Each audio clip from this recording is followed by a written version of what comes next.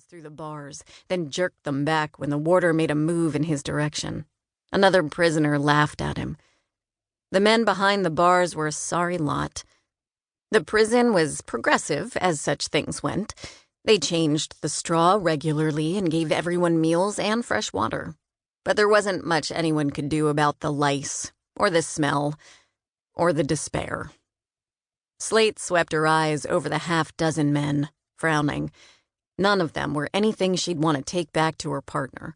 Most of them had the dull, sullen look of men who had fallen into violence for lack of any other option. There was one near the end who had shoulders like an ox. He didn't look very bright, but maybe he'd be good at hitting things. At this point, that may be the best you can hope for. Who knew prison scum were so unpromising? The smart ones had talked or bought their way out. The truly dangerous ones had been hanged already. What was left were the dregs.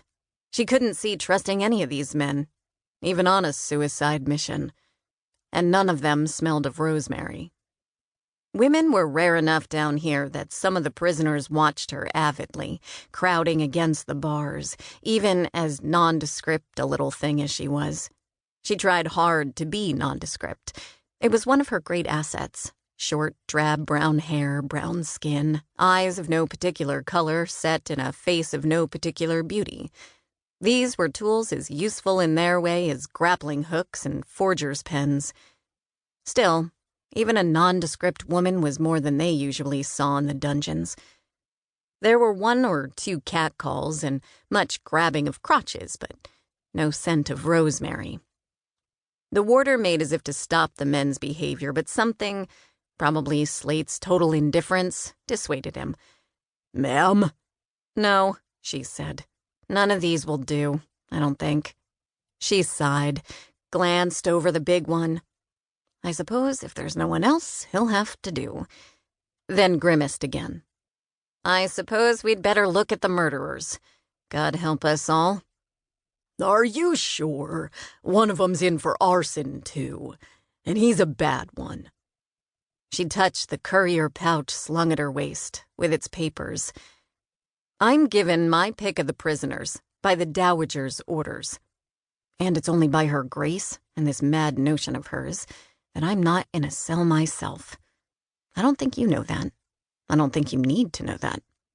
"I know, but—" The warder, Slate suspected, was a decent man, and would obey orders without question, but his sensibilities were deeply offended by the notion of a woman coming in and possibly releasing a murderer. Slate wasn't exactly keen on the idea herself.